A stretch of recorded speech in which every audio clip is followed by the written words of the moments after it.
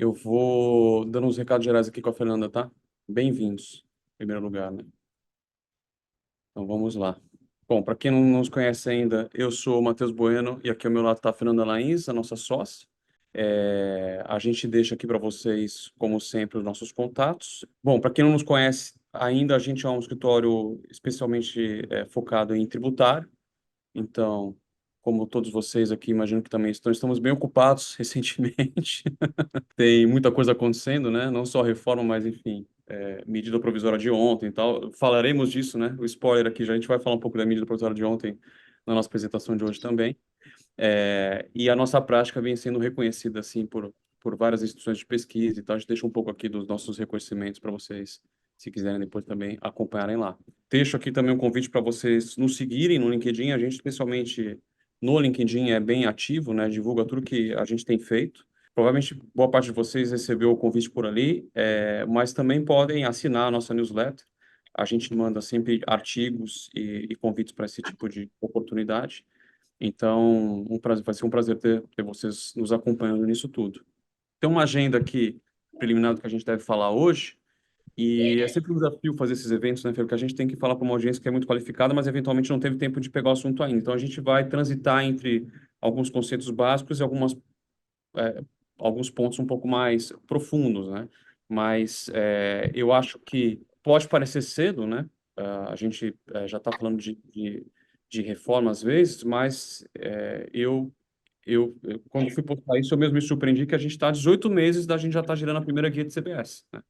Vai ser o período de teste, tudo aquilo, mas tá batendo na porta já, né? Quem vai emitir, como vai ser, já começa as cabeças a serem encostadas nas empresas e nos lugares. Mas já é um momento importante para a gente falar disso. E a gente tenta, como sempre, ser, na medida do possível, didático e pragmático, né? Dizer de ações concretas. Então, hoje, especialmente, a gente tentou procurar buscar soluções para vocês e a gente já tem três, pelo menos, que a gente acha que podem ajudar vocês a, nos próximos 18 meses, se prepararem para o que está acontecendo, né? Porque muitos de vocês são colegas nossos, muitos de vocês são cobrados, né? Por isso, de seus clientes, seja internos ou externos, né? E nos relacionamentos com fornecedores e equipe e tal. Então, a gente tenta ajudá-los nessa transição aqui. Ainda falando um pouco de solução e pragmatismo, recentemente a gente teve o prazer de participar de um evento promovido pela SAP, cujo sistema imagino que muitos de vocês usem. E o que eu pude perceber é que muitas empresas estão esperando que toda a adaptação para adequação às novas normas que vêm com a reforma tributária sejam entregues pelo pessoal de tecnologia, né, de sistemas. E aí eu acho que é um grande equívoco, porque não há como usar o sistema, implementar, né, os sistemas eles vão ser só adequados, mas para saber usar esses sistemas a gente precisa realmente estar apropriado das mudanças que são trazidas com a reforma tributária, e esse é o nosso objetivo aqui hoje, e eu acho que essa já é a lição de casa número um das empresas, que é procurar entender quais são as alterações para o seu negócio trazido, trazidas pela reforma tributária, porque a gente vai falar aqui muito de setores da economia, mas a gente sabe que cada empresa é uma empresa, né? Cada empresa tem a sua peculiaridade dentro desse setor. E é por isso que a gente julga tão importante nesse momento não só ter um conhecimento profundo dessas mudanças, mas também, e a partir delas, fazermos testes. A gente precisa testar a exaustão quais são os efeitos dessas novas regras dentro dessas nossas características peculiares, né? Dentro das peculiaridades das nossas empresas.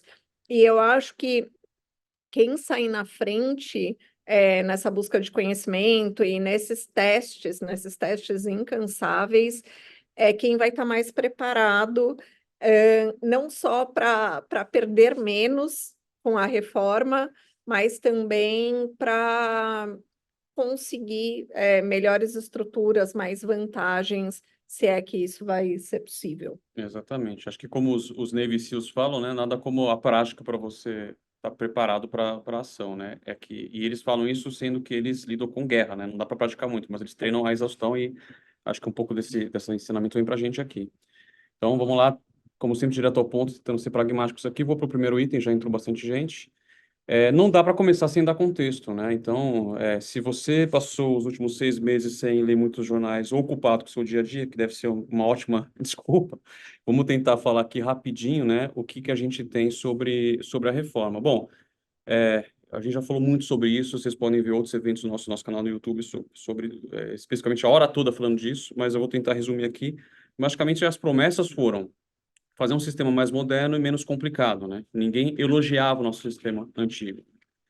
Então, ele realmente era muito fácil, um alvo fácil ali para ser sujeito à reforma. E essa em específico, né? Lembrando que é uma reforma tributária, ela não tem muito pai e mãe, né? Embora muita gente tenha comemorado aí no LinkedIn estourando champanhe, são muitos pais e muitas mães, mas em termos institucionais, essa é uma reforma do Congresso, em última instância, de nós, da população. Então, não é uma reforma que se faz com sanção ao veto do presidente, nem com nada a não ser o jogo político de apoio e rejeição de ideias, né?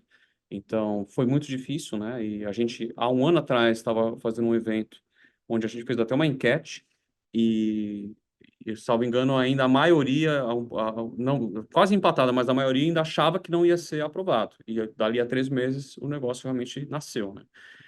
As promessas da reforma basicamente foram de simplificar, manter a carga e dar mais segurança, né? Sem você... E segurança também transparência. A minha interpretação, a Fernanda, se ainda não concorda comigo, já sabe de trás para frente o que que eu tenho dito sobre isso, é que a simplificação não foi a promessa atingida, né? É para ser algo menos complicado do que foi, porque mais complicado do que já foi é difícil, né? Então, há que simplificar alguma coisa, mas não tanto quanto os defensores bem propagavam. Mas mesmo reconhecendo que vai simplificar, a gente vai passar um purgatório aí, até chegar nesse momento, que são os próximos anos, que são a transição. Que a Fernanda comentou agora há pouco dos sistemas. Esses sistemas vão ter que ser capazes de fazer o sistema novo, né, a apuração nova e antiga ao mesmo tempo, né? Então, a simplificação tem esse grande asterisco, aqui essa observação que, olha, deve simplificar alguma coisa, mas ainda que simplifique, primeiro vai piorar para depois melhorar.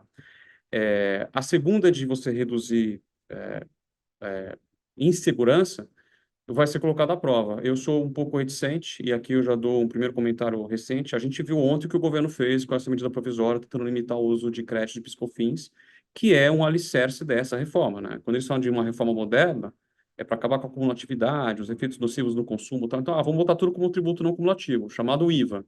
Mas a gente ficou longe da promessa de simplificação. Por quê? Eu estou misturando os dois conceitos, simplificação e complexidade. A promessa era tentar reduzir os 5 tributos, né, o ICMS e o ISS. O PIS/COFINS, que eles chamaram de dois diferentes, mas todo mundo sempre achou que é um só, embora paguem duas guias, né? E o IPI em uma coisa só, que seria o super IVA. Mas aí desde o começo, vamos ter um imposto seletivo para tentar atender um pouco de ESG e tal, o imposto do pecado. E a gente saiu de 5 para 5, né? Porque a gente continuou com... o IVA virou 2, né? Viraram CBS e IBS. A gente hoje aqui vai focar em CBS. E a gente ficou com o imposto seletivo. O IPI não morreu, né? Nos 48 segundos do tempo foi mantido como uma forma de você... de ser, de se permanecer com um tratamento privilegiado para a Zona Franca. E ainda haver aquela contribuição estadual a lá ICMS dos estados, né? Especialmente os estados com produção de semi-elaborados, né? Então, em número de tributos, a propaganda já não funciona muito bem, né? De 5, a gente continua em 5 em vez de cair para 1. E a última promessa, né, de manter a arrecadação, o governo sempre foi muito claro, né, o executivo, né, no papel dele aqui político, disse, olha, a gente apoia a reforma, mas prepare-se que essa reforma a gente não pode reduzir carga. A gente vai manter a arrecadação, a gente também não quer aumentar. Eu já sou muito reticente quanto a isso, né? Porque a gente tem visto como o governo, especialmente o atual, tem sido muito ansioso, né, em aumentar a arrecadação para cobrir um buraco que já está sendo feito com as despesas. Então, infelizmente, eu não sou muito otimista com relação a esse ponto. Mas dou o braço a torcer com relação a a transparência, né? A gente vai ter, é uma grande vantagem da gente ter com muito mais evidência a carga tributária do que a gente está consumindo, ou seja a gente no final da cadeia consumidores, sejamos intermediários do processo aí, é, e a gente vai tirar muita complexidade do sistema quando a gente deixa de ter uma legislação muito esparsa, né? ICMS, você quer saber o que é ICMS hoje, você vai ter que se socorrer de 27 regulamentos de ICMS, e vai assim até 2032, a princípio. Você também quer saber de ISS, você tem que ir atrás da legislação de todos os 5.500 e poucos municípios, né? Agora, a tendência é que a gente tenha isso de uma organização uniforme, com alguma autonomia dos estados e municípios, quando eles podem definir exceções à alíquota padrão, para ser uma referência, o que a gente já viu no TCMD, né? Então, assim, essa é a reforma, em 5 minutos aqui, de tudo que está acontecendo. Do que a gente vai falar hoje, né? A gente vai falar especialmente do que é não cumulatividade, por quê? Porque a gente está focando em CBS e essa mudança de mundo de sair do PiscoFins para a CBS. Nós não nos preocupamos em trazer para vocês aqui a história do PiscoFins, porque a gente não queria deixar ninguém chorando, né? Na verdade, essa história é muito longa e complicada. O PIS existe desde os anos 70, a COFINS é o antigo FINS social, né? Mas eles foram especialmente turbulentos nos últimos 20 anos, né? E eu termino aqui um pouco da história da reforma, porque essa reforma está muito na promessa de modernização, e foi essa mesma promessa, inclusive com o apoio do FMI na ocasião, o PIS e a COFINS viraram não cumulativos. E hoje, se a gente pega, né, daqui a pouco a Fernanda vai falar um pouco disso, o que a gente tem de contencioso no Brasil, tributário, eles são concursos é uma usina de problema, né? Então, quando a gente fala de reforma e foca em CBS, né, entrando no lugar do PiscoFins, a gente está falando de um bicho novo, né, que tem uma missão difícil de trocar um tributo que passou a ser o campeão de arrecadação pela Receita Federal. E boa parte disso porque o Executivo Federal, há alguns bons anos, descobriu que o PiscoFins ela não divide arrecadação, né, como imposto de renda, IPI e todo o resto. Então, é arrecadação direto para o bolso dela. Então, é um dos motivos para que tenha havido tanto aumento de carga e complexidade quando o regime não cumulativo veio. Bom, o que esperar, né? Então, passando aqui, assumindo que está todo mundo na mesma página, né, que isso é uma realidade, está sendo cada vez mais na nossa porta, né?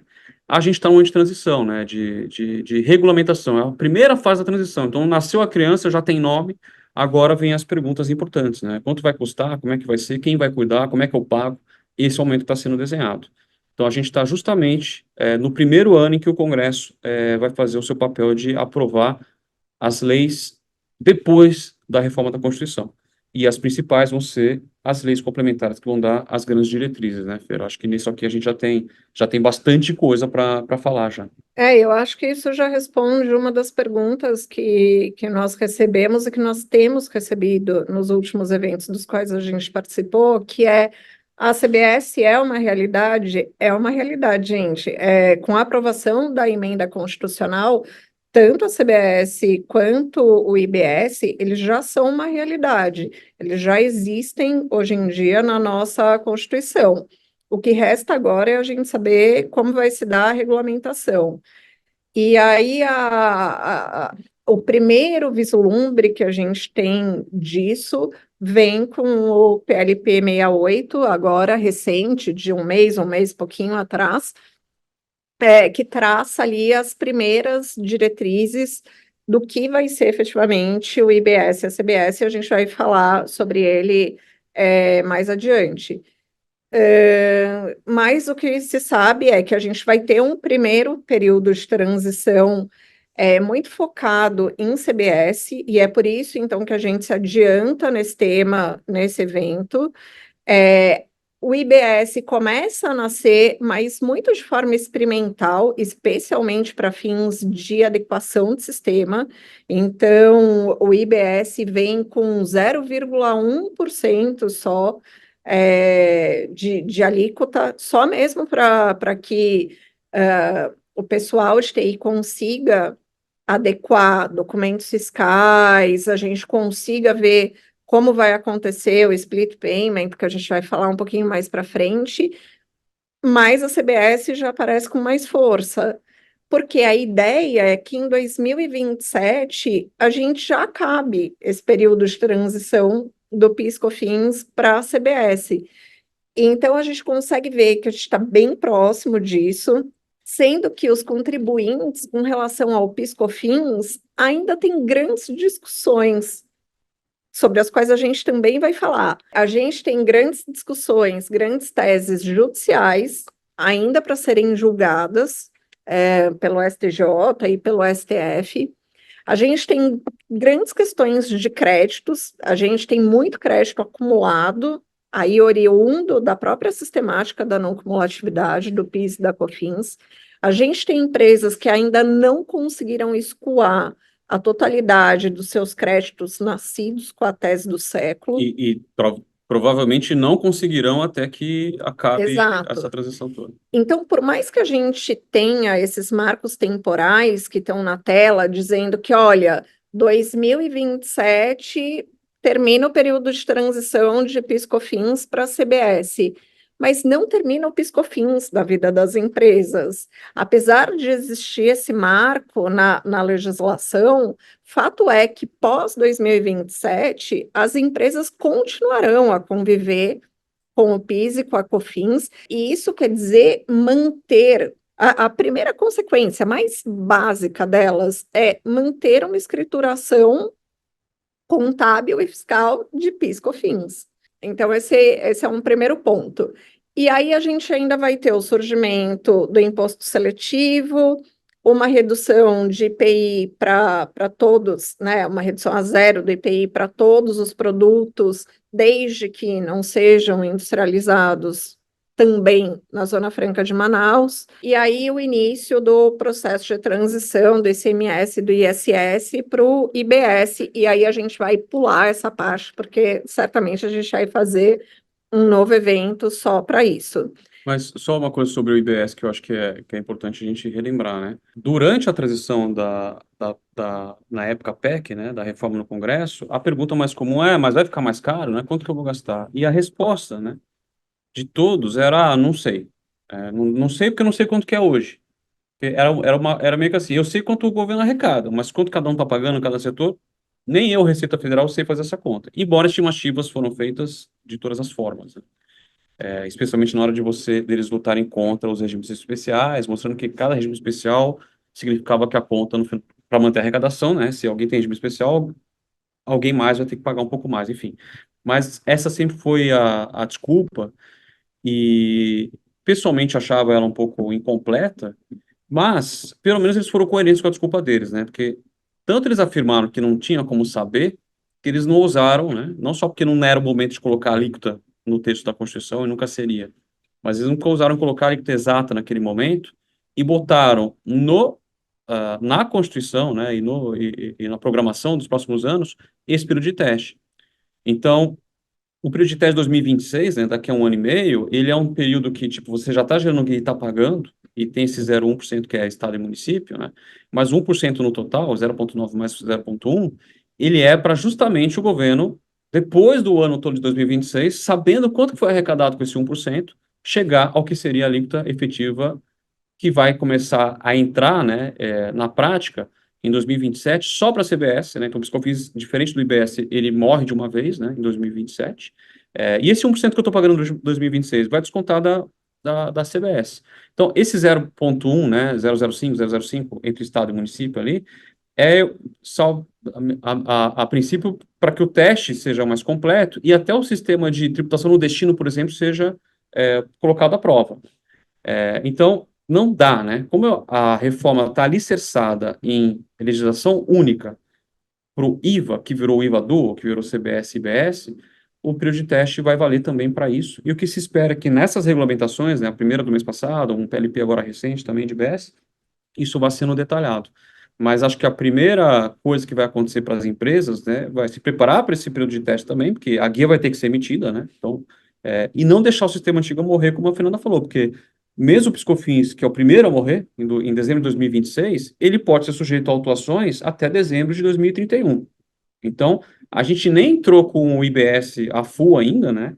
No final da transição da reforma, e pode estar se iniciando um contencioso de PiscoFins na esfera administrativa, né? Para você depois eventualmente para o judiciário.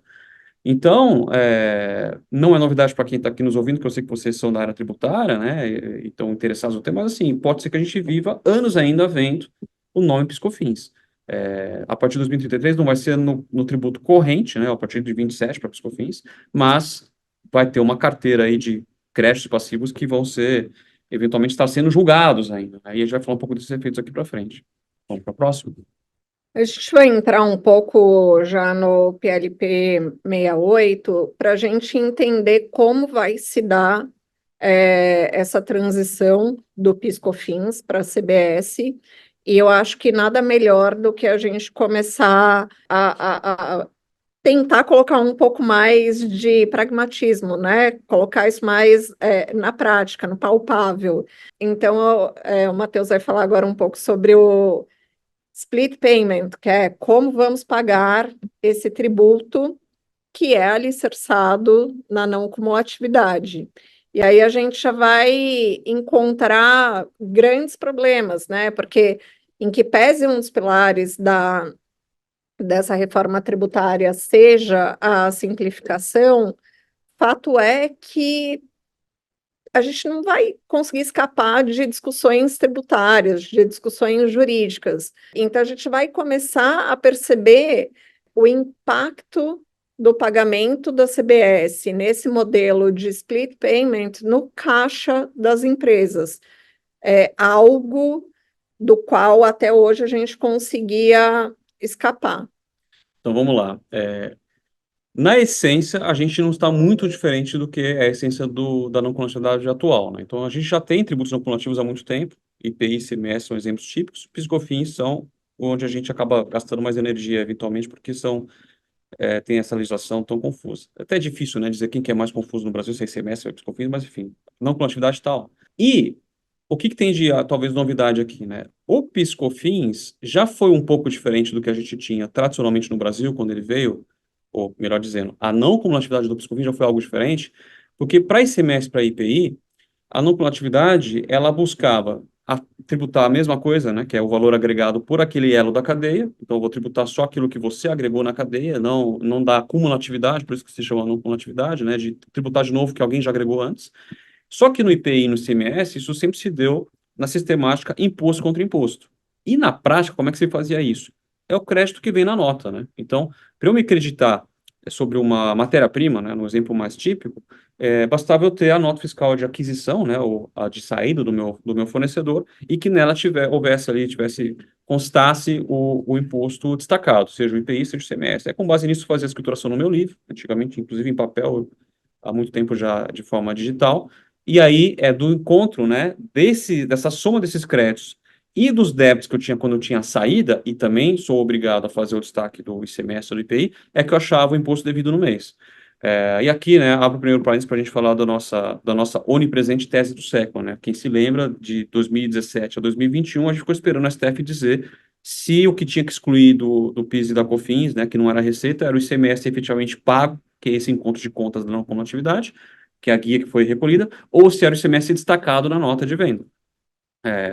Para bem dos contribuintes e do direito tributário, né? Porque, na essência, o que eu recolhi já é tudo imposto, né? Seja porque o meu cliente já recolheu e está destacado, seja porque eu estou gerando uma guia, o STF foi a favor do contribuinte e disse que seria o ICMS destacado. Mas, enfim, ICMS e IPI, a não cumulatividade sempre se deu buscando tributar o que é valor agregado no encontro de contas ali, escritural, vou chamar assim, de imposto contra imposto.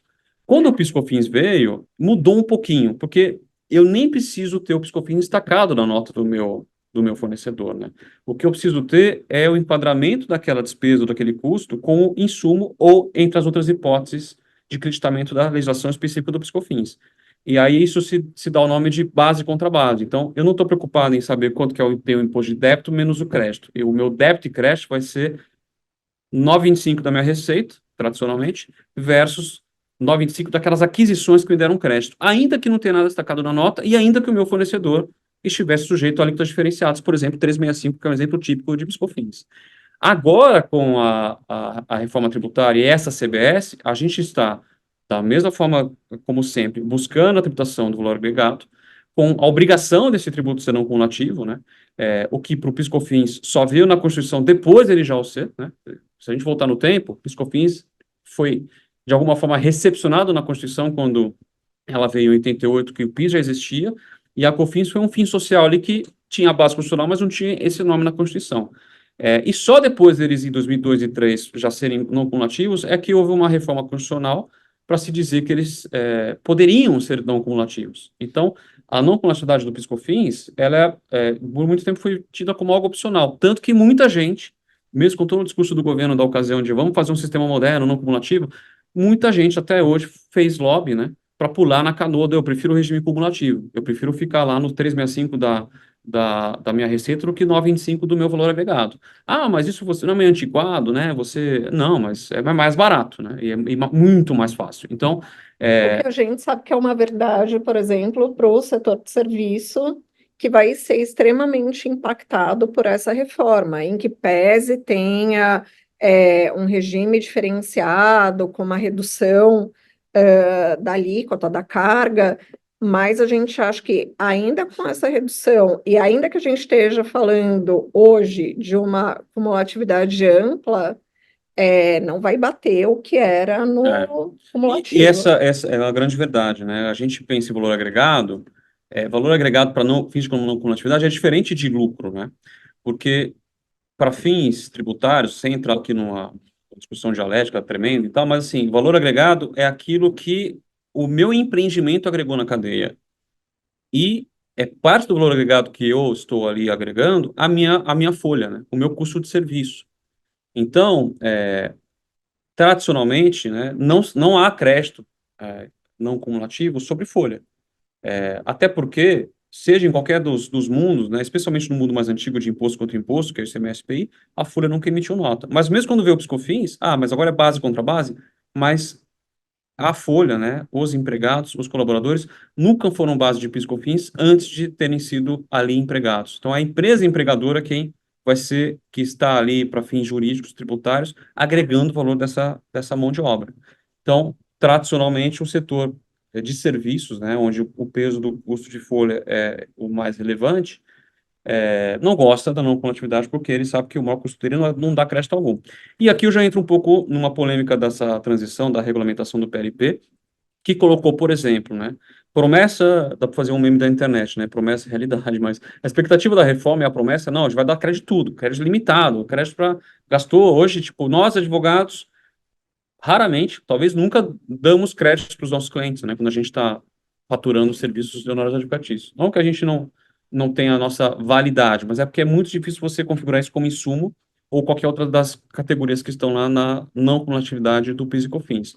A promessa da reforma é que não, agora, advogados, nem se preocupem se você vai pagar mais, porque você vai dar crédito para o seu cliente. Agora, por exemplo, o plano de saúde dos empregados, no PLP 68, a regulamentação agora, ele está excluindo porque ele está configurando isso como, ó, isso aqui é custo de serviço, é custo da mão de obra.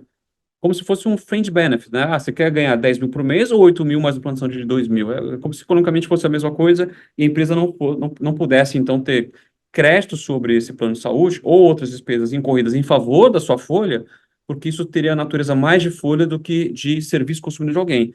Mas e a não cumulatividade, né? Na cadeia de serviços da saúde, do plano de saúde, eu sou o consumidor final. Não, mas aí para você é folha. Então, assim, né, agora que o diabo vai aparecer nesses detalhes que estão na regulamentação, mas tradicionalmente, como a Fernanda mencionou, o setor de serviços tem de cara já uma desvantagem na cumulatividade, porque ele não vai ter tanto crédito. E a gente está vendo que as alíquotas realmente, ainda que estimadas, já são muito superiores ao que a gente tem anteriormente, especialmente para serviço, né? Indústria, comércio ainda tem eventualmente a soma de CMS, mas PiscoFins ali já batia com o que a gente vai ter de CBS e IBS. Mas, enfim, voltando aqui para a não cumulatividade. Modelo tradicional ICMS e IPI, imposto contra imposto. Modelo para Brasil mais novo, recente, de PIS/COFINS, base contra base. E o que está sendo feito com a CBS? Algo parecido com o que a gente tinha no PiscoFins, só que com a história do split payment, a gente vai ter um crédito muito mais financeiro, né? A gente até hoje não estava preocupado em o contribuinte fazer o papel de Estado e auditar se o fornecedor dele foi bom pagador daquele recolhimento. Seja no ICMS ou no IPI, onde bastava eu ter a nota com crédito destacado. Quem lida aqui em São Paulo conhece bem uma briga antiga aqui de São Paulo que catalogava alguns fornecedores como contribuinte Inidôneos. inidôneo, né? E aí você, como comprador, não poderia nem tomar o crédito, né? Na teoria, eu poderia discutir isso judicialmente até ganhar que, olha, não, isso aqui não obedece à não produtividade, eu não sou obrigado a ser fiscal. Na prática, você já sabia que, putz, se o seu fornecedor está com esse problema, é melhor você achar um outro, porque senão você vai ter que ficar brigando com o fisco. Mas a gente já viu isso acontecer de alguma forma, e o sistema que o governo está colocando agora, ele não está mais preocupado em chegar a uma nota, né? Porque para PiscoFins, o acreditamento até hoje na base e contrabase também era a mercadoria que eu tenho a despesa ali. Mas agora eu tenho não uma apuração exatamente assim, mas eu tenho o split payment, que vai fazer com que o cliente, ao pagar o fornecedor, já pague imediatamente os tributos para o governo. Então, se eu tenho a obrigação de pagar o imposto no mês seguinte àquele que eu tenho faturamento, ainda que eu não tenha recebido do meu cliente ainda, eu vou fazer o pagamento e ele, quando fizer o split payment, ele vai entregar de novo esse mesmo imposto para o governo. É que aí o governo, a promessa do PLP, né, ao identificar que eu já recolhi com o meu dinheiro, ele vai pegar esse dinheiro que o meu cliente já pagou pelo meu imposto, agora está pago em dobro, toma o crédito de volta aqui. Só que isso vai ser um caixa único que diz algo importante ali, preocupante, né, para os contribuintes. Eu te dou o direito de ressarcimento imediato, né, e quase instantâneo, no dia seguinte, eu tenho uma promessa de um prazo curto ali, mas com a ressalva de que se tiver outros débitos eu vou descontar. Então, eles estão sentando na cadeira do contas a receber das nossas empresas e primeiro recebendo eles, porque eu vou ter que pagar primeiro. Então, o que vai acontecer, né? O que acontecer primeiro? Ou é o vencimento, porque eu, como contribuinte, gerei aqui, sei lá, dia 15 é o vencimento do mês seguinte. Dia 15 eu pago, mas se o meu cliente vai bem pago antes, já está pago pelo meu cliente. E aí vai parar nesse conta corrente. Então, essa não cumulatividade e o sistema de split payment vai fazer com que, e aí uma pergunta importante aqui, né? Quem que vai pagar o pato dessa história de criar esse sistema, né? O governo está contando muito com a colaboração Das das instituições de instituições pagamento. privadas, né? Então, Uhum. a discussão vai longe aqui, já vimos esse filme antes. Mas a ideia do governo do split payment é muito boa para quem? Para ele, o governo, porque ele sempre vai ter a arrecadação primeiro, seja porque o cliente já pagou e já caiu no bolso dele, seja porque ainda que o cliente não tenha pago e dado calote, eventualmente, ou atrasado, ou o prazo, o que é algo convencional hoje em dia, esteja acordado para dali a 120, 130, ou sei lá, 35 dias, o vencimento do imposto é um pouco antes disso, ou porque o contribuinte original vai lá e paga. Então, ou ele recebe do jeito antigo, ou ele vai receber no split payment do cliente e fica o creditamento dependendo de, olha, se não tiver mais nada aqui e aparecer o crédito, aí você recebe. Então, assim, Creditamento, leia-se devolução. devolução, né? Porque nesse meu exemplo de eu vendi hoje, dia 5 de junho, e o meu vencimento é dia 15 de julho. Meu cliente já me pagou? Não, então eu vou lá e pago a guia. E aí, quando o meu cliente vai me pagar, ele também faz o pagamento. E aí o governo, o Matheus já pagou, e o cliente do Matheus pagou de novo para ele, Matheus está aqui de volta. Mas se eu tiver alguma dívida lá, ele vai já descontar de mim. Então, ele vai ter a mão, ou muito poder aqui, né? Porque ele vai ter um enorme caixa ali circulando, algo muito diferente do que a gente vê hoje dos créditos escriturais ou os créditos base contra base do PiscoFins. Então, essa é uma mudança muito relevante, que eu, às vezes, me seguro um pouco as palavras aqui para dizer, mas está sendo propagado como uma modernidade, uma vantagem, mas no final do dia são os burocratas do nosso governo com mais poder, empurrando obrigações para instituições de pagamento, empurrando risco para os contribuintes e ficando com o caixa para ele, de alguma forma, controlar. E vejo o que aconteceu ontem, né? A segunda vez que eu menciono, que a Não, gente fala. O eu, governo, quando pode, ele vai lá e segura até na compensação, né? Aquilo que ele está defendendo agora, que é o moderno, é o bom, ele tenta segurar, porque no final do dia é dinheiro saindo do poder dele e caindo em quem deve, que é do contribuinte, né? Perdão, Esse eu Fê. acho que é um dos primeiros testes importantes das empresas fazerem, porque o impacto no fluxo financeiro, no caixa, efetivamente, eu acho que vai ser muito grande, porque é isso, vai ter uma antecipação de pagamento de imposto, seja pelo próprio contribuinte, seja pelo cliente, antes desse dinheiro efetivamente pingar, né, E na a gente, conta. infelizmente, a gente é gato escaldado, né? A nossa fisco, né? Eu posso dizer isso do fisco federal, mas os estaduais, os municipais, o fisco em geral brasileiro é reinsegurar o dinheiro que ele tem que devolver, né? Tá aí os exemplos dos precatórios, que são uma vergonha mundial. Tá aí os exemplos de demora da Receita de processar ressarcimento, até de pessoa física, né? Inventar desculpa ou segurar. Tá aí os exemplos recentes de PiscoFins de mudança de lei para você tentar segurar. fazendo propaganda como se fosse, tipo, um privilégio aquilo que está acontecendo, que é a essência do sistema de não coletividade. Mas, gente, vou parar de ser reclamão aqui, vou pular para o próximo slide para a gente não passar o resto da hora só falando mal desse ponto aqui. Alguns outros pontos da regulamentação do PLP 68 são um pouco mais simples, né, do que esse do split payment, mas a gente também não gostaria de deixar de passar por eles.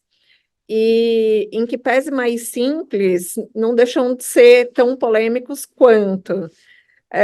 E aí eu acho que a gente pode começar falando do próprio fato gerador da CBS, que teoricamente, né, se a gente pegar o próprio PIS/COFINS como modelo, que é de onde nasce a CBS e a própria emenda constitucional, a CBS nasce para onerar operações com bens materiais ou imateriais, direitos e serviços.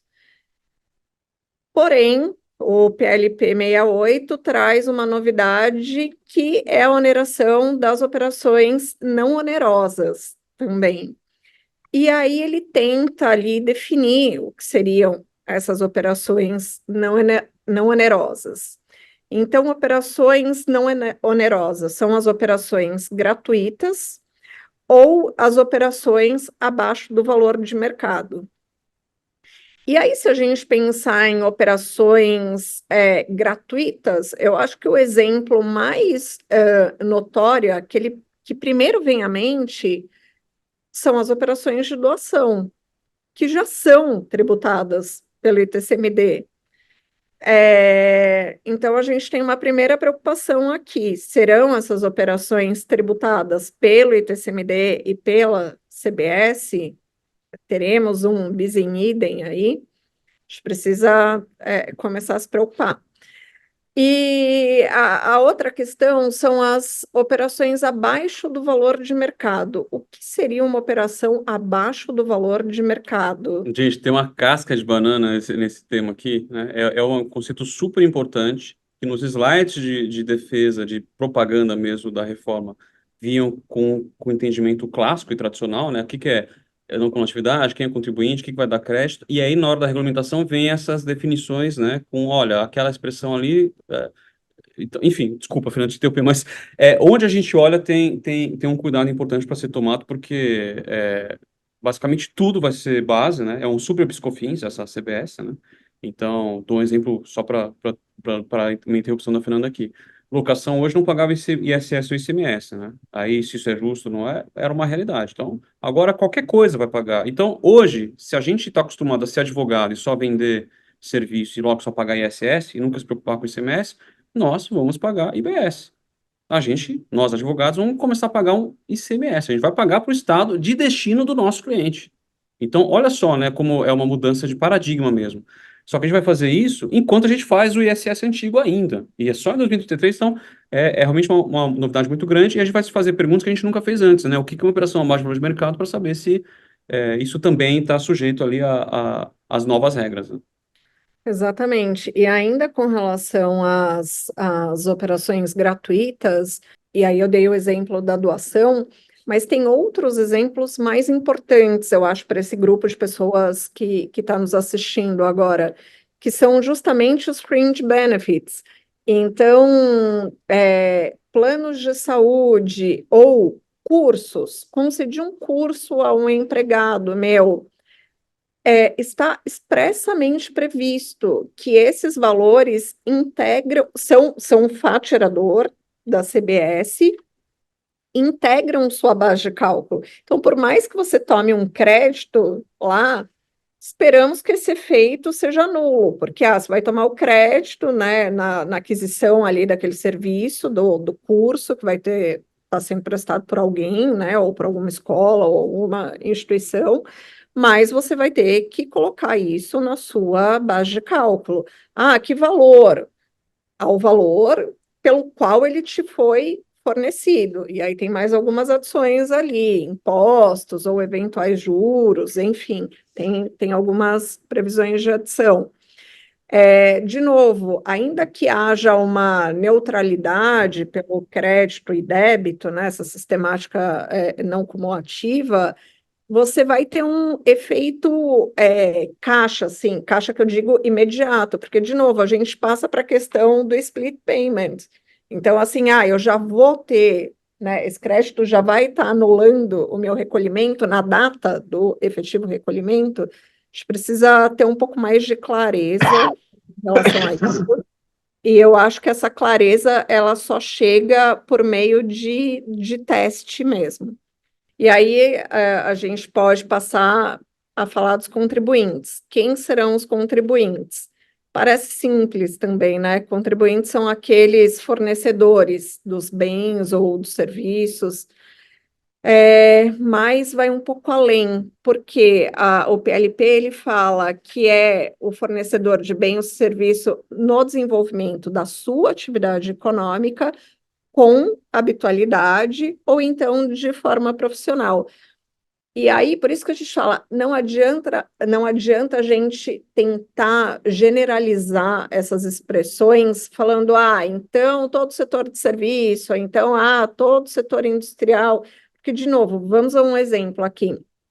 As locadoras de veículos. As locadoras de veículos, elas locam veículos e vão passar lá, recolher CBS e IBS.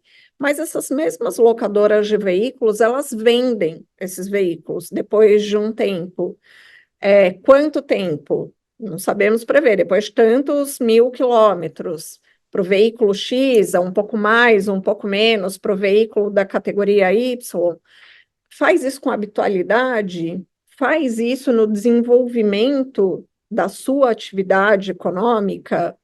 Então, quer dizer, essa venda, ela vai ser fato gerador da CBS e do IBS? A gente precisa começar a fazer esse tipo de reflexão em cima desses conceitos que foram trazidos de forma mais específica pelo PLP. Outra questão, que é a base de Então, a cálculo, gente que tá. vai ser o valor da operação, né, ou o valor integral cobrado pelo fornecedor naquela problemática das operações não onerosas, que eu já mencionei aqui. E aí, ainda falando agora um pouco de alíquota, o governo prevê uma alíquota que ele está chamando de alíquota parâmetro de 26,5%. Essa alíquota parâmetro, ela é composta pela alíquota da CBS e por um outro pedaço que é a alíquota do IBS. E a alíquota do IBS, por sua vez, é a somatória das alíquotas de estado e de municípios destino. Esses estados e municípios, eles vão poder fazer o cálculo das suas próprias alíquotas e chegar nessa alíquota de IBS, ou simplesmente adotar essa alíquota parâmetro de 26,5%, que está sendo sugerida atualmente pelo governo. E aí, o que muita gente tem perguntado é esse, então, um novo capítulo da guerra fiscal? Nos parece, num primeiro palpite aqui, que não, porque talvez esse seja um dos maiores benefícios que a gente tira do pilar da neutralidade da reforma tributária, que é neutralidade do ponto de vista de decisão de negócio. Então, independentemente, eu não vou mais pautar a minha decisão de a partir de que ponto do território nacional operar, por conta de eventuais benefícios fiscais que sejam concedidos pelos estados, especialmente. Essa minha decisão, ela vai ser neutra do ponto de vista fiscal. Por quê? Porque eu vou estar recolhendo o IBS e a minha CBS de acordo com a minha alíquota do destino do meu polo consumidor, e não mais de acordo com a alíquota de onde eu estou localizada. Então, pouco importa aonde eu estou. O que eu vou observar é onde está o meu polo consumidor. Deixa eu tentar ajudar aqui, porque isso para mim foi algo desafiador da primeira vez que eu vi. Eu acho que é tão desafiador que a gente percebe que a pergunta mais natural, né, numa reforma é mais vai melhorar ou vai piorar? E aí as promessas, não, simplificar, tá, então vai melhorar. Mas vai ficar mais barato? E aí tem uma grande mudança, tem duas grandes mudanças para mim que acho que a gente nunca fez contas dessa forma e vai começar a fazer. A primeira é da base, a gente está acostumado, né, como consumidores, como agentes de negócio, como fornecedores e como clientes, a fazer a conta no total da aquisição, no valor total. Agora, vai ficar muito evidente para nós o tributo que está ali incidindo, né? Não só porque a gente tem uma alíquota que vai ser geral e, a princípio, praticamente válida no país todo, com essas variações que a Fernanda mencionou, os estados e municípios poderem definir alguma variação da alíquota padrão, mas por causa do split payment, que na hora de pagar o pagamento eu vou fazer, sei lá, um Pix para o meu cliente e um outro para o governo, né? Então, realmente uma questão procedimental que vai evidenciar, não vai ser impossível eu perceber quanto que tem imposto ali. Seja porque eu não vou mais, eventualmente, fazer conta também do custo total. Eu vou ter que saber o custo sem imposto e o custo com imposto. Para quem já foi a países que usam essa metodologia, né, os Estados Unidos é o exemplo típico, depende do estado que você tiver, o mesmo iPhone, o mesmo item que você está consumindo vai ter alíquotas diferentes. E aí você faz a conta, né? Até num restaurante é isso mais imposto. As pessoas estão acostumadas a fazer a conta de cabeça lá e já botam o imposto no total. A gente nunca viu um cardápio, né? Mais imposto. A gente nunca viu uma lista de preços mais imposto. A gente vai acostumar a fazer isso. Se não acostumar a fazer como consumidor, a gente vai ter que aprender a fazer isso como cliente fornecedor para chegar no final. Porque na hora da gente fazer negócio, se até agora a gente estava, né, e tudo isso conecta com a guerra fiscal, se a gente está pensando, eu vou para o estado que eu tenho uma carga menor, desde que eu tivesse a manutenção do crédito para o meu cliente, né? Então, a guerra fiscal que existiu até hoje foram os governos estaduais dizendo, vem aqui que você emite uma nota lá para outro estado, a 18, a 12, a 6, o que for, mas você paga menos que isso. Aí tinha a vantagem que o meu cliente não ia reclamar, porque ele estava comprando, tomando o mesmo crédito sempre, mas eu gastava menos. Agora isso não vai existir, não adianta nada eu ir para um outro estado, porque na hora do meu estabelecimento de lá vender, ele não vai usar a alíquota de lá, ele vai usar a alíquota de onde estão os clientes. E aí vem a segunda pergunta, né? Eu falei que a primeira mas vai ficar mais caro? E como é que eu vou saber qual é a alíquota dos meus clientes. Aí essa resposta a gente dá aqui um tempo, né, Fernando, que ninguém sabe ainda. A promessa é que, tipo, vocês já viram, o Split Payment tem muita coisa boa para o governo, mas ele está prometendo também que vai existir um sistema que vai fazer a matemática da SpaceX aí, saber exatamente onde que o cometa ali, o foguete tem que pousar no cometa, enfim, vai dizer quanto que vai cuspir para você o valor efetivo. Mas não vai dar para eu ficar buscando um estabelecimento para reduzir a minha carga. Vai haver alguma redução? Talvez, na hora que eu for fazer uma compra, se eu tiver num município que reduziu o IBS dele, ou no estado que reduziu o IBS dele, a CBS vai ser sempre o padrão, o meu fornecedor vai me vender com preço total menor, mas vai vir menos crédito, né? Então, assim, e não adianta eu fazer isso por lá, então vou para lá que é mais barato para comprar. Mas onde está o seu cliente? No final do dia, economicamente, o dinheiro sempre vem do bolso do consumidor final. E essa venda final, na premissa econômica, o preço está dado e você não consegue fazer o seu cliente mudar de lugar.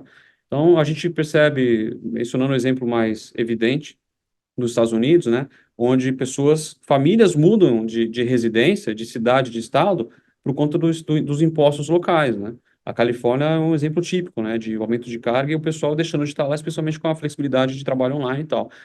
Não sei se no Brasil a gente vai ter esse tipo de movimento por conta dos impostos de consumo. Não é o que se espera, porque, como a Fernanda bem disse já, essa era uma reforma que tentou tirar o peso fiscal, né, dar neutralidade para os agentes econômicos decidirem. Agora, Brasil sendo o Brasil, eu não duvido que existam muitos efeitos aí, ou como se chama, consequências não intencionais, e a gente começar a ver algum tipo de movimento que a gente não viu ainda. Então, é o capítulo final da guerra fiscal. Do que a gente viu até hoje é tentar matar pela raiz, né? Dando a tributação no destino. Mas outras consequências possivelmente virão, porque é uma mudança realmente de paradigma, tanto na base, na forma de cálculo, como para onde vai esse imposto. E com o fim da guerra fiscal, da forma como a gente conhecia até então, eu acho que a gente começa um novo capítulo da história, em termos de decisão mesmo, de negócio, abrindo espaço para que todas as empresas, né, de qualquer setor aí, de qualquer ramo, elas repensem o seu business a partir da sua cadeia de fornecedor e do seu polo consumidor, deixando de lado essas questões tributárias e atente-se mais a questões, por exemplo, logísticas, então, aonde estão as melhores estradas, né? E aí pensando, obviamente, atrelando isso, aonde está o seu polo consumidor, aonde eu tenho mais oferta de energia limpa, eventualmente, né? Caso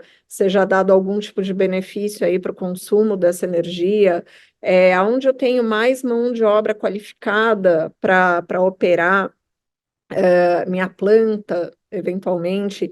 Então, eu acho que é uma nova janela de oportunidade para a gente repensar país, modelo de negócio, enfim. E, por fim, eu acho que a gente não poderia deixar de falar do saldo credor da CBS.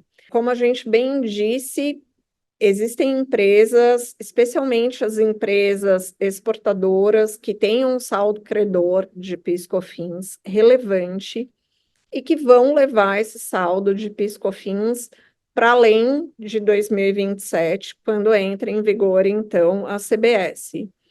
E aí muitos se perguntavam o que poderia ser feito desse saldo credor. Esse saldo credor ele vai ser carregado e ele vai poder ser usado para compensação com a CBS ou eventualmente restituído. No entanto, isso implica a manutenção da escrituração e do controle desses créditos. Escrituração e evidenciação, né? É, Prova do documental do. especialmente quando a gente pensa aqui em discussões com relação ao creditamento de PIS/COFINS nessa sistemática atual que a gente tem, onde há muita discussão relacionada à natureza de insumo. Então, pensa que existem empresas que ainda estão discutindo, né, o que é insumo, se eu posso tomar esse crédito ou não. Empresas que têm essa discussão, com certeza essas discussões vão ser carregadas para além de 2027. Então, a origem, por exemplo, desses créditos, ela precisa ser preservada para que você consiga usá-los com tranquilidade, caso eles venham a ser reconhecidos lá na frente.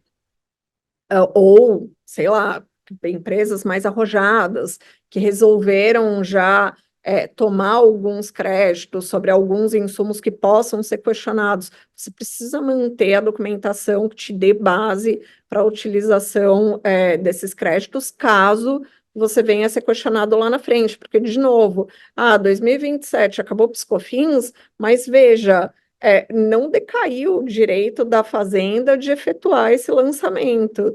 Então, a gente ainda tem 5 anos para frente.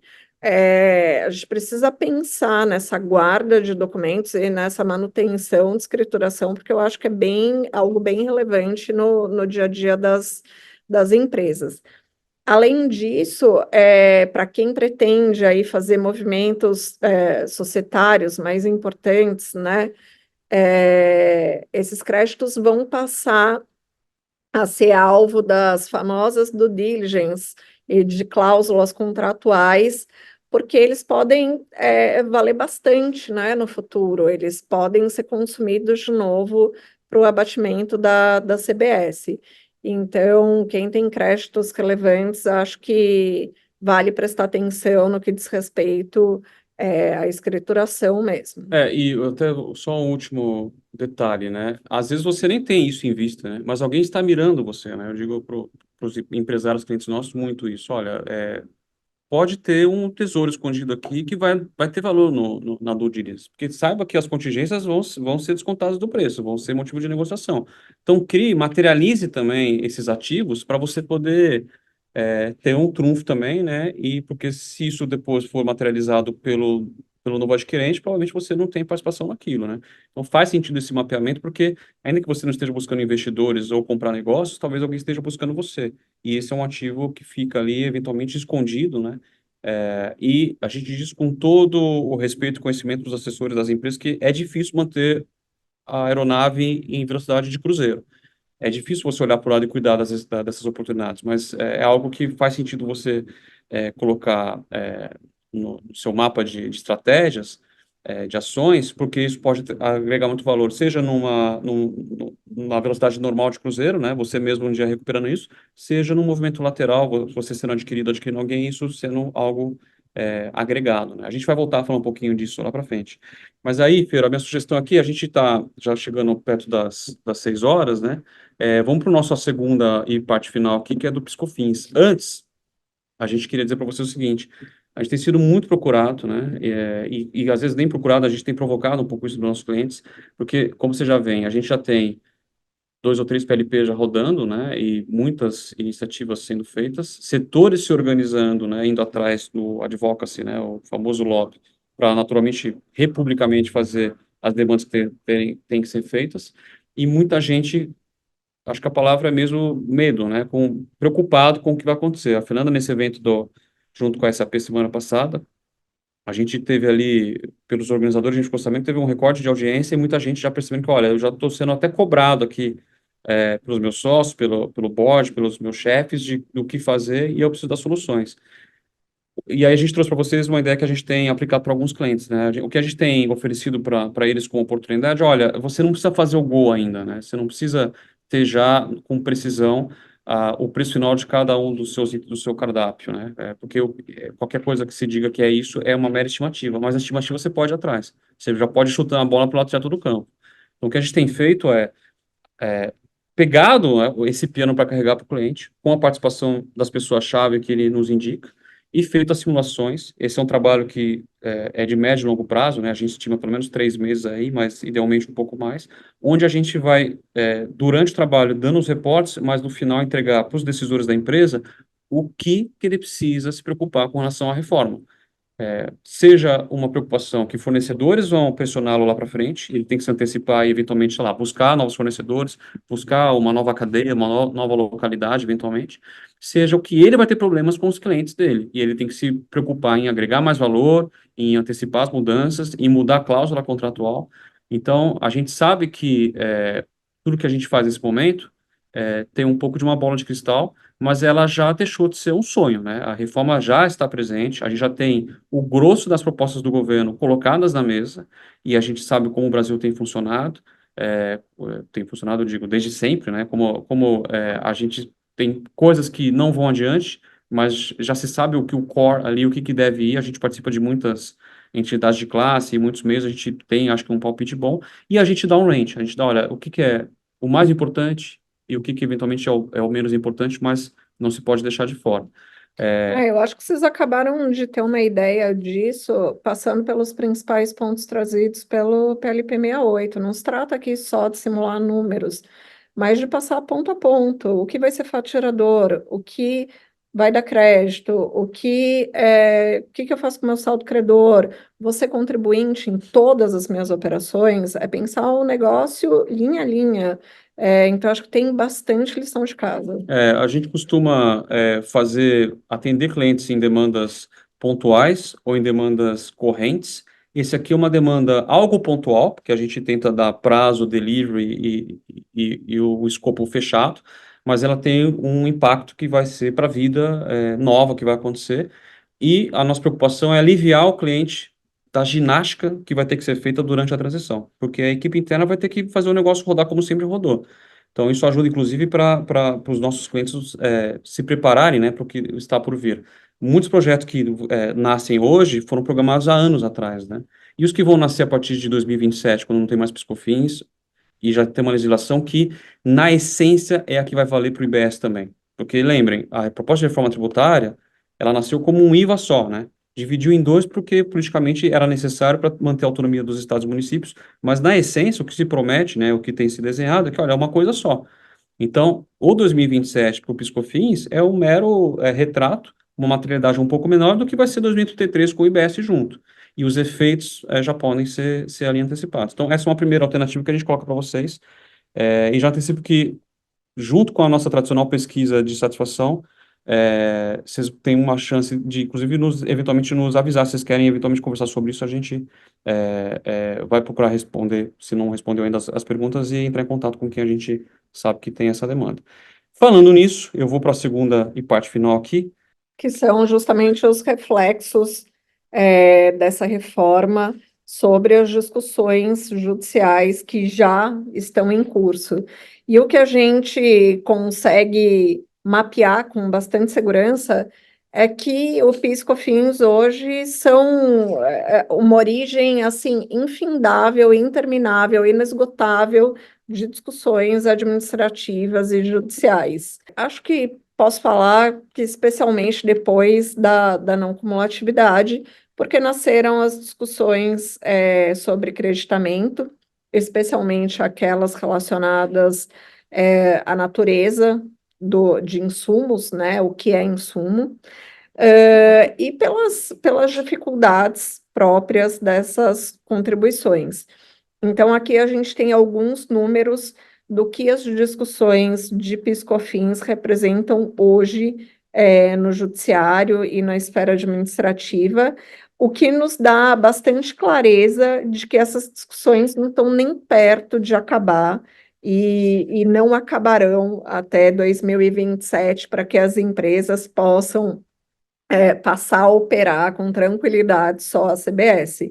Então, a gente repete que a CBS nasce, mas PiscoFins vai continuar na vida da empresa de vocês por muito tempo.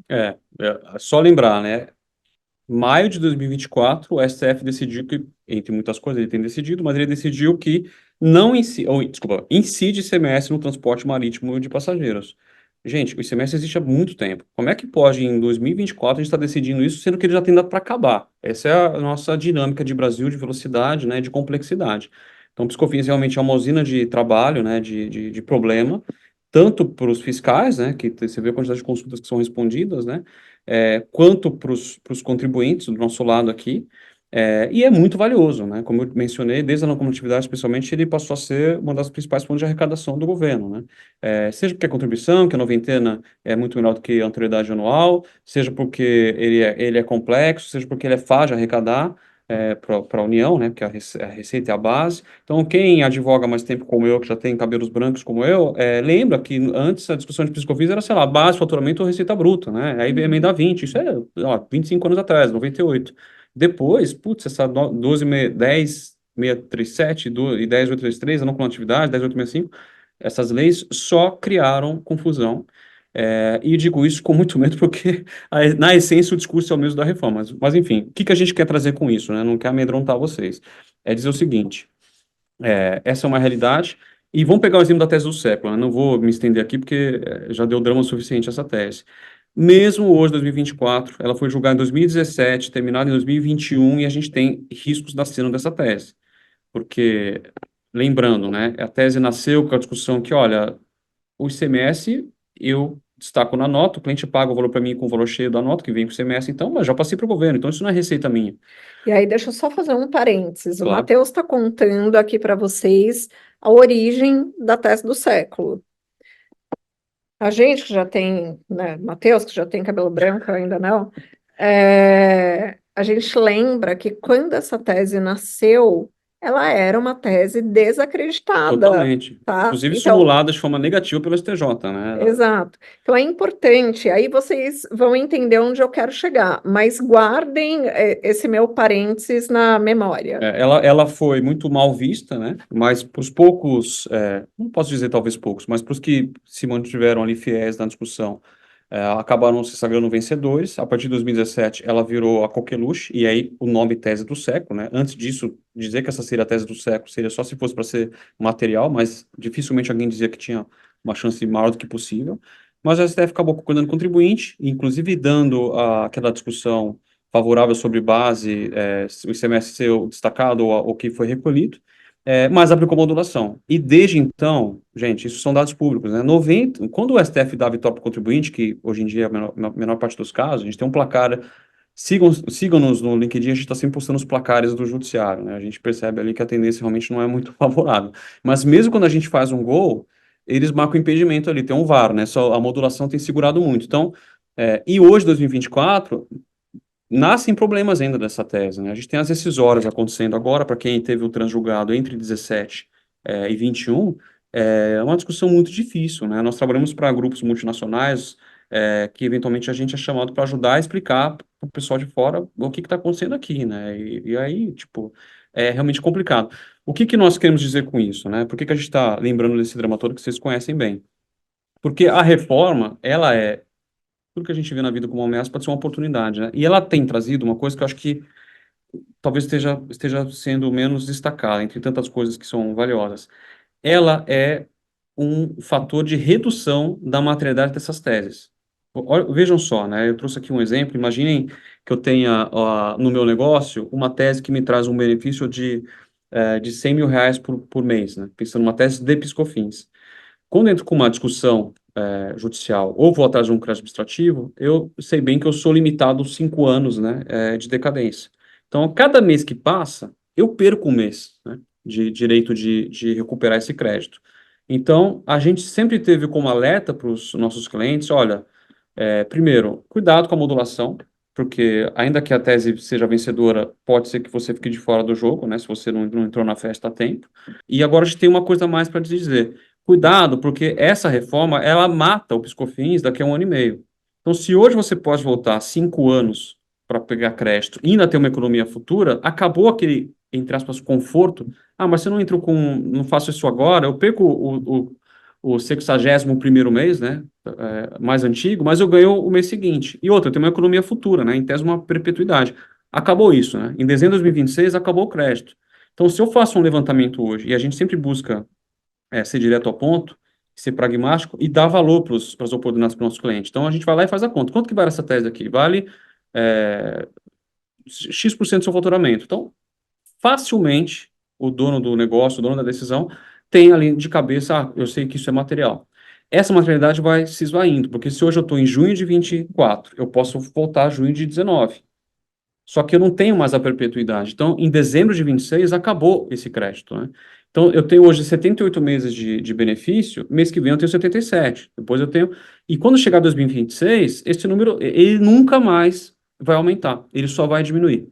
Ah, tem uma Selic que não é suficiente, que são juros simples, mas desde dezembro de 23, quando se definiu então que o PiscoFins morre em dezembro de 26, né? Acaba o período de teste, começa a valer, essas teses têm diminuído. Então, a gente acha que isso é um momento importante, porque agora a conta está ficando mais salgada, né? O custo-benefício de eu ir atrás de um crédito, fazer a ginástica para recuperar, seja judicial, seja administrativamente, ele vai ficando contrário a mim, né? Cada vez menos atrativo. Então, a gente chama atenção disso porque já vimos o que aconteceu com a tese do século, que foi desacreditada, a melhor notícia do século para muitos contribuintes, mas gerando muitos problemas. Boa parte por conta da atitude agressiva, talvez dentro da Procuradoria, que jogou a toalha e fez lá a portaria, mas depois de embargar e segurar muito tempo o assunto, né? Mas agora está correndo atrás também das decisórias, seja por parte do fisco, que desde sempre começou a depois querer dizer que, então você não tem um crédito, né, sobre os insumos, tira o semestre do crédito também, não era nem lei ainda, mas já estavam dizendo isso. Então, assim, não dá para ficar parado no mundo tributário brasileiro esperando a boa-fé ou um jogo de cavaleiros por parte dos nossos auditores. Eles vão jogar pesado e aqui a gente tem uma evidência de que não é nem agora responsabilidade deles. A nossa lei já botou um prazo final, então a gente vai ver esses créditos diminuindo. Então, assim, se tem algum crédito que é plausível, tem que se mexer, porque ou a modulação ou o tempo vão acabar matando ele. E nisso, a gente tem as teses que a gente chama de filhotes, né, das teses do século, Deixa eu que só voltar, antes da gente passar para as teses filhotes, voltar aqui na tese do século, só para a gente tentar fazer um resumo de tudo isso que o Matheus falou. Acho que para quem tem créditos de PiscoFins oriundos de decisões judiciais, e aí eu acho que o nosso maior exemplo realmente é a tese do século, a lição que fica é continuar usando esses créditos e controlando-os, né? E a gente já teve uma primeira tentativa de limitação de uso desses créditos, que foi a MP 1202, que é destinada àqueles contribuintes que tinham créditos muito grandes, né? Créditos maiores de 10 milhões, e que viram seu direito ao uso desses valores um tanto restringidos. Então, fiquem de olho nesses créditos que vocês ainda têm para usar. Quem tem precatório vai continuar na fila do precatório. E quem não ingressou com ação da tese do século ou com outras, né? A tese do século já morreu, já foi julgada, Mas quem não o fez e perdeu esses créditos da tese do século, porque não acreditava, porque a tese não ia tão bem, não deixem de fazê-lo com relação às novas teses surgidas depois da tese do século, sobre as quais a gente vai falar, justamente por conta dessa demonstração que o Matheus acabou de fazer, que é a diminuição do valor desses créditos mês a mês. Acho que essa é a primeira grande lição que fica. Perfeito. Com relação, além da tese do século, então, o que a gente tem hoje são as teses filhotes. Então, com a tese do século, nasceram novas teses. E aí a gente pode falar da exclusão do ISS, da base do PIS e da COFINS, da exclusão do PIS e da COFINS das suas próprias bases, da exclusão do PIS e da COFINS da base do ICMS, enfim, são pelo menos essas 4 teses que estão aparecendo aí na tela de vocês e com as quais a gente acredita que as empresas devam se preocupar. Por quê? Porque essas teses ainda vão ser julgadas. Então, a gente está pensando num cenário muito positivo em que essas teses venham a ser julgadas em 2025, porque 2026 acho muito difícil grandes teses serem analisadas pelo STJ e pelo STF por conta de ser ano eleitoral. E acho que o STF vai estar bastante ocupado aí com a guerra entre os nossos candidatos. Então, imagino que o que tiver para acontecer, vai acontecer no segundo semestre de 2024, e a gente ainda não tem a pauta dos tribunais superiores, em 2025. E aí a gente vai, de novo, começar a falar em levantamento de crédito, em uso de crédito. Vocês já me ouviram falar isso aqui 500 vezes, esse final de tarde, começo de noite, que a gente vai estar falando só do começo do uso dos créditos de PIS e de COFINS. Não deixem esses valores se perder no tempo. Ingressem com essas teses, quem ainda não o fez, mantenham os seus documentos fiscais de origem desses valores em boa guarda, em boa condição, em bom acesso, para que vocês consigam realizar esse ganho no futuro. É uma pergunta, acho que bem imediata com relação a isso, né? E o que acontece se eu ganho uma tese dessa depois que a CBS vem? A promessa, e a gente por enquanto não viu nada que diga que ela não vai ser cumprida, é que isso vai ser um crédito passível de compensação com a própria CBS. Né? A gente tem notícias recentes do governo tentando limitar isso, né? Tentando buscar caixa, mas a gente está na regulamentação da reforma. Se isso de alguma forma vier como um obstáculo, não acho que vai ser agora, porque senão a reforma vai ficar muito emperrada, a meu ver, sendo que uma boa parte uma boa bandeira, né, positiva em favor da reforma desde sempre foi, vai ser mais fácil do que é hoje, inclusive o ressarcimento, né?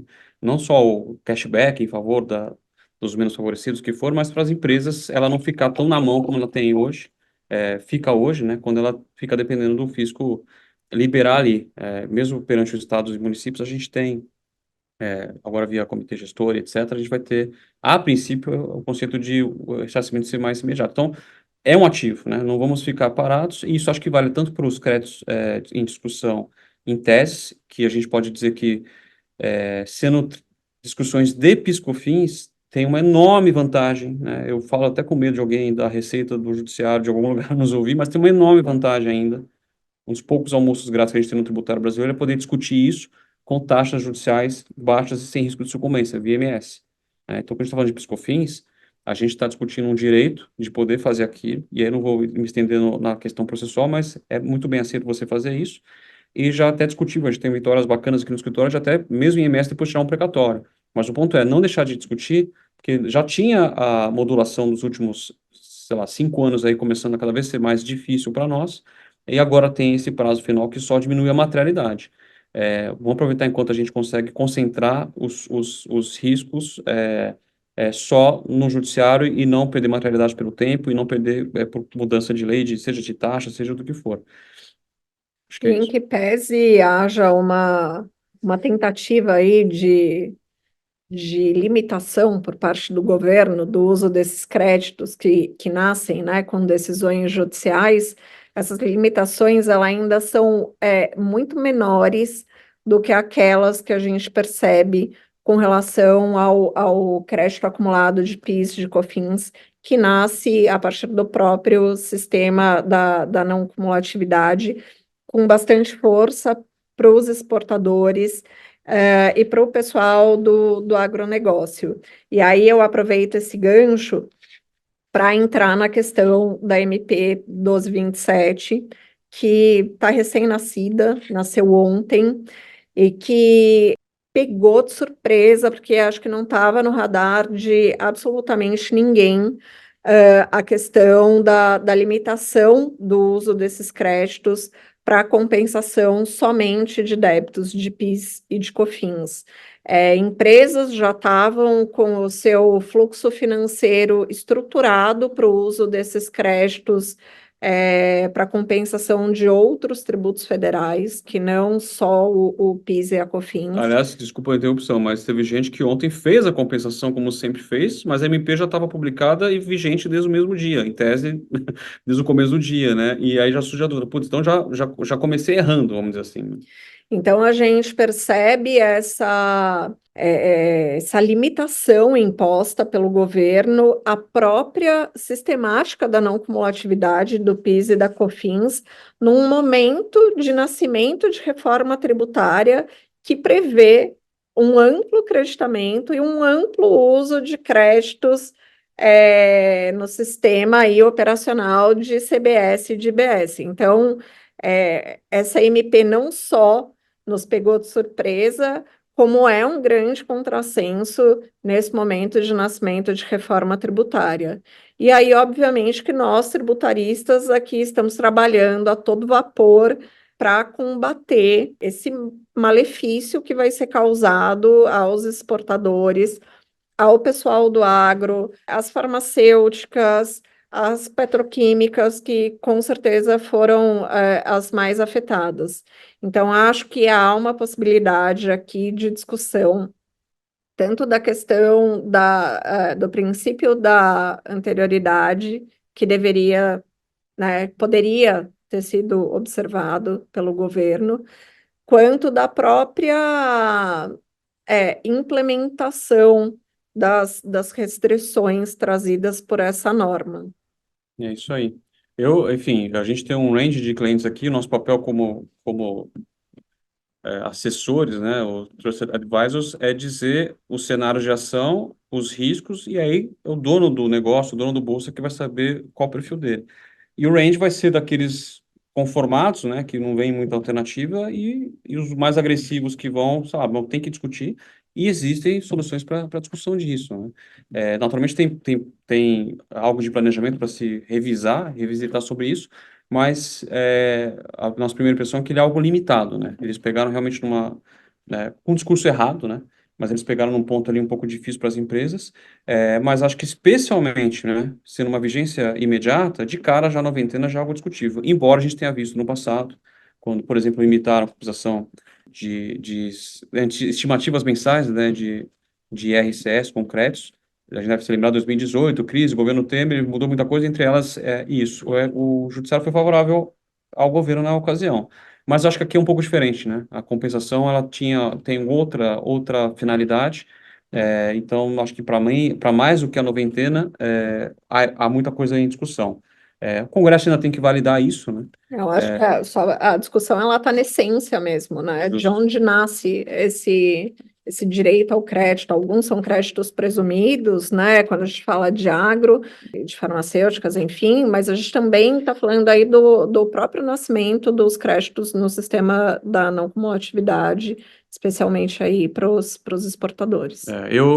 Nesse tema, eu fico muito do lado de alguns clientes que eu já conversei, que, olha, eu não vou cair quieto, não. Eu acho que eu tenho que espernear e chutar e gritar e buscar, entendeu? Eu acho que você, pelo menos, pode evitar um desembolso desnecessário aí, né? Mas, enfim, vamos ver as cenas nos próximos capítulos.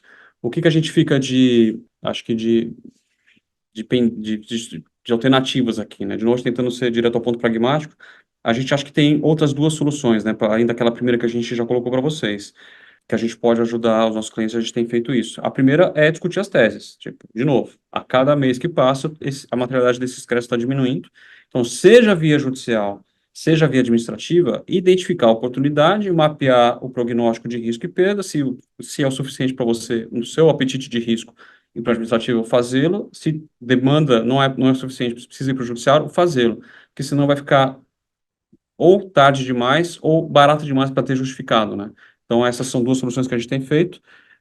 Uma é o patrocínio das teses, a gente sempre fez isso, tem bastante discussão aqui. A Fernanda já listou aqui as quatro, vamos dizer assim, essenciais ou principais de PiscoFins, e a gente sabe que acompanhamos, né, a pauta do STF, do STJ, a gente sabe que isso termina em Brasília, ainda há tempo de se discutir aquelas lá.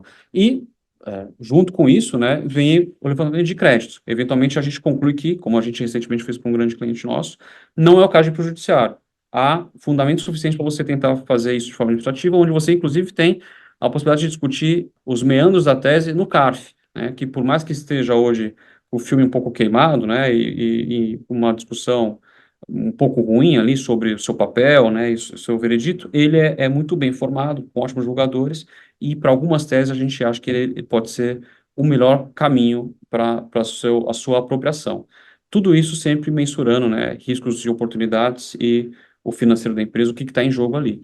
Isso é o que a gente faz com, modéstia à parte, com uma boa experiência e inclusive ajudando o cliente a justificar isso, né, perante não só os decisores, mas perante os revisores, auditores, porque esse foi o caminho feito e que está em jogo, né? Porque no final do dia, ter um negócio e ter um negócio no Brasil é gerenciar risco, né? O que a gente faz é dar visibilidade desse risco, porque menos do que, ou, na verdade, mais do que essencialmente você só gastar menos com tributos, você precisa ter segurança, né, de qual é a regra do jogo, para você poder aí trabalhar o seu negócio em cima disso, né? Trabalhar as suas premissas corretas em cima disso. Então, seja na solução, né, que a gente falou sobre o comitê da reforma tributária. Seja nessas outras duas, o nosso papel é ser realmente o Trust Advisor e ajudar o cliente a mapear esse campo minado e evitar as armadilhas e buscar as oportunidades. Algo que a gente sabe que as equipes internas estão, enfim, super atarefadas e já deixar o negócio andar no dia a dia e fica difícil olhar para o lado e buscar uma oportunidade ou evitar que algum risco apareça. Parte da nossa experiência é justamente fazer isso de uma forma didática, pragmática, e com a mensuração efetiva do que deve acontecer. Na programação, o próximo evento é segundo semestre. Para quem, como o Fernando e eu, tem filhos, a gente vai começar naquela fase difícil que são férias escolares, né? Que todo mundo descansa, né, Fernando? A gente não tem nada para fazer, só ficar Pois com as é. crianças. E aí, provavelmente, no próximo evento, a gente já deve ter mais novidades sobre a regulamentação do IBS. Talvez a gente ataque aí essa nova trincheira. Mas digam para a gente na pesquisa de satisfação se é isso que vocês querem É, ver no próximo evento. até adianto que a gente fez uma pergunta específica sobre o formato do evento, se presencial, horário e tal, porque a gente gosta de fazer os eventos como a gente faz, gosta de deixar o conteúdo disponível, mas a gente sente falta de estar com vocês e trocar ideia. Então, mais que deixar o convite para vocês querendo conversar com a gente, a pesquisa é para que a gente também possa pensar, inclusive como forma da gente estar celebrando o Ciclo do Escritório agora, voltar a ter os nossos eventos presenciais, que lá no começo a gente fazia com muito gosto, inclusive com vinho, né, o Tex and Wine que a gente fazia. A gente está pensando em realmente retomar. Então, a gente volta para o segundo semestre com novidades aí, e com certeza elas estão sempre mirando no que vocês, nossa audiência, mais procura, tá? Então, é isso. Voltamos a falar e até lá. Nosso muito obrigado de novo aqui. Obrigada, boa noite.